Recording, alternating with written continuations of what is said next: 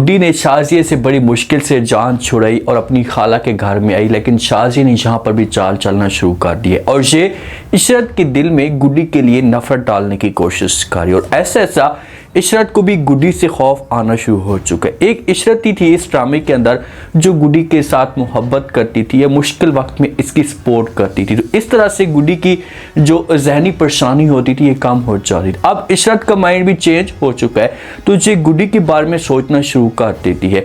अगर गुड्डी के पास ये जाती और जाकर बात करती है, गुड्डी को कहती कि भाई ये स्वीटी हमें नहीं चाहिए, आप इस स्वीटी को किसी और जगह पर जाकर फेंक दे, तो क्या गुड्डी इसकी बात मान लेगी?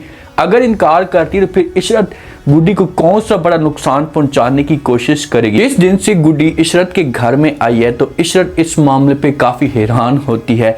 उसे समझ तक नहीं आती कि भाई मैं गुड्डी को कोई भी काम कहती हूँ तो वो काम इतनी तेज़ी के साथ आखिरकार कैसे हो जाता है। आप जिस हिसाब से इशरत ने गुड्डी को घर के काम दिए थे और उसने कहा था भाई आप ये काम करें, जब वापस आई और आकर इसने देखा तो सारा का सारा काम हुआ पड़ा होता है। तो इस मामले पे इशरत को बड़ी हैरानगी होती है, भाई मैं भी इतनी तेज़ी के साथ काम नहीं कर सकती थी, तो गुड्डी बच्ची है और इसने इतनी तेज़ी के साथ सारे के सारे काम कैसे कर दिए।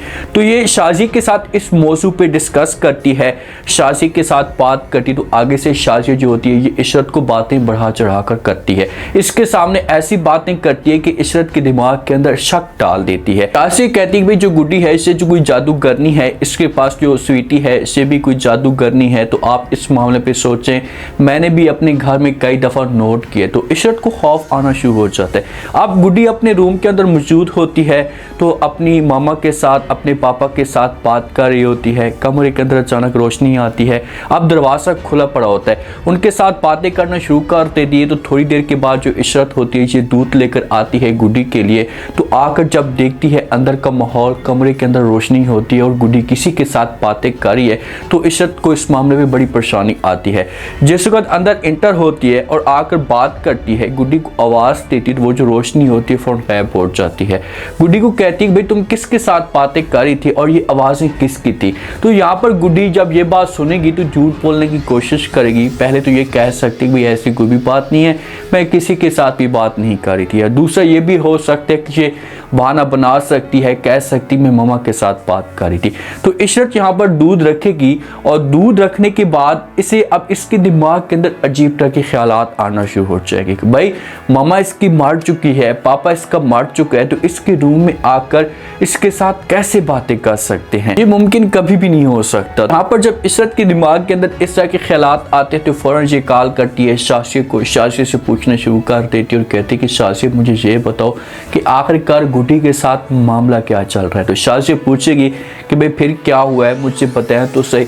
तो इशरत कहेगी भाई जिस वक्त मैं इसके रूम के अंदर गई थी और मैंने जाकर माहौल देखा, कमरे के अंदर रोशनी थी और गुड्डी किसी के साथ बातें कर रही थी और वो अगला बंदा भी इसके साथ बातें कर रहा। तो ये बातें जब शाजी सुनेगी तो इशरत को कहेगी कि भाई हमारे घर के अंदर भी ऐसा होता था, मेरे बच्चों ने कई दफ़ा नोट किया था, अहमद ने भी मुझे कई दफ़ा बताया कि भाई गुड्डी जब रूम के अंदर किसी के साथ बातें करती है। तो आगे से इशरत कहेगी भाई हुआ क्या है, मुझे खुलकर बात तो बताओ। तो शाजी कहती भाई मुझे ऐसा लगता है कि गुड्डी के ऊपर जो वो किसी शैतानी ताकत का अमल हुआ है और इसके पास जो स्वीटी है, जो गुड़िया है, ये भी कोई शैतानी ताकत का नतीजा है, इसके ऊपर भी शैतानी अमल हुआ है। तो आप ऐसा करें कि आप जो वो स्वीटी को किसी भी तरह से गुड्डी से दूर करने की कोशिश करें। तो ये बात जब इस तरह सुनेगी तो शाजी को कहेगी कि आपको क्या लगता है कि क्या गुड्डी जो मुझे स्वीटी देगी।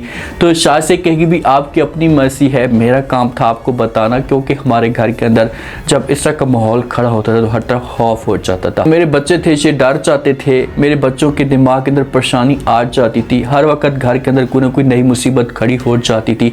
तो अब आपकी बारी है, अगर आप स्वीटी दूर नहीं करेंगे तो फिर आपके लिए भी मसला खड़ा हो जाएगा, आपके लिए भी परेशानी बन सकती है। तो इशरत ये बात ठान लेगी कि भाई मैंने चाहे जो कुछ भी हो जाए मैं अपने हस्बैंड के साथ, जहांगीर के साथ बात करूंगी, कुछ ना कुछ ऐसा माहौल खड़ा करूंगी कि जिस पर जो वो गुड्डी को हम लोग मजबूर कर लेंगे और ये जो गुड्डी होगी ये हम स्वीटी से दूर कर लेंगे। अब जिस वक्त गुडी अपने रूम के अंदर मौजूद होती है तो स्वीटी को तो सब कुछ पहले पता चल जाता है कि भाई मुस्तकबिल में क्या होगा मेरे साथ और ये लोग अब मेरे साथ क्या करने वाले हैं। तो इसी वजह से गुडी के पास स्वीटी फौरन भागकर आ जाती है। जब स्वीटी इसके पास आती है तो गुडी देखती है तो स्वीटी से पूछना शुरू कर देती है। अब जिस हिसाब से हैरान होकर पूछ रही है तो गुडी को पता तो है कि भाई स्वीटी के क्या करतूत है, लेकिन इसके सामने ये सवाल करती और कहती कि तुम यहाँ पर कैसे आ गई, मेरे पास कैसे पहुंच गई, तुम तो दूसरी जगह पर मौजूद थी।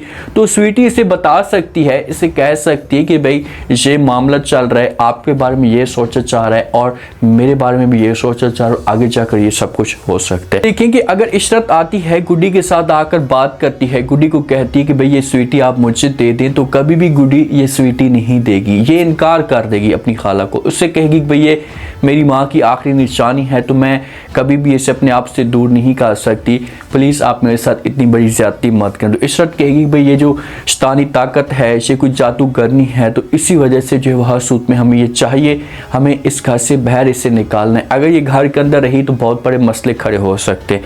देखिए कि अभी तक तो घर के अंदर किसी किस्म का कोई मसला खड़ा नहीं हुआ, लेकिन अगर इशरत अपने करतूत दिखाती है, अपनी कोई हरकतें दिखाती तो फिर इसके साथ मसला खड़ा हो सकता है। क्योंकि इशरत अभी मुखलिस है, लेकिन जो उसका बिहेवियर दिखाया जा रहा है या जो उसकी जो ऐसा लैंग्वेज तब्दील होती जा रही, तो आगे जाकर ये जो इशरत होगी इसे भी गुडी की दुश्मन बन सकती है और ये अपनी बेटी को भी यूज़ कर सकती है। अपनी बेटी को कह सकती है कि भाई आप जो वो गुडी के साथ बदतमीजी करें, इससे तंग करने की कोशिश करें ताकि जो वो ये घर छोड़कर चली जाए, लेकिन पहले ये स्वीटी को हर सूरत में हासिल करने की कोशिश करेंगे। अगर इशरत जहांगीर के साथ बात करती तो जहांगीर जो होगा इसकी बात मान लेगा और ये स्वीटी फिर किसी भी तरह से बाबा के पास लेकर जाएंगे, जो ओएसटी में दिखाया गया है उस बाबा के पास लेकर जाएंगे, उसे दिखाएंगे सब कुछ कि भाई ये देखें ये स्वीटी ये छोटी सी गुड़िया है, लेकिन ये हमारी गुड्डी के पास मौजूद होती है तो घर का सारा जो माहौल होता है ये चेंज हो जाता है, आप इस बारे में हमें इंफॉर्मेशन दें। तो बाबा वाले अमल तो करेंगे लेकिन उनको किसी किस्म का कोई खास नतीजा नहीं मिलेगा, उनको किसी किस्म का कोई भी ऐसा रिजल्ट नहीं मिलेगा, लेकिन ऐसा इनको इस मामले पे मुकम्मल तौर पर यकीन हो जाएगा कि भाई ये सब कुछ स्वीटी करती है। अब नेक्स्ट एपिसोड में क्या ट्विस्ट पैदा होता है, क्या मुश्किलात खड़ी होती है हमारी गुड्डी के लिए। उम्मीद है आज का रिव्यू, आज के टीजर आप लोगों को पसंद आया होगा। आपने कमेंट सेक्शन में अपनी कीमती लास्ट में आपको क्या लगता है क्या नेक्स्ट आने वाले के साथ में, जिस हिसाब से अब शाज़िया बातें कर रही है इशरत के सामने कि भाई ये स्वीटी जादू करनी है, गुड्डी के ऊपर भी जादू का अमल है, तो आप इस बारे में सोचें।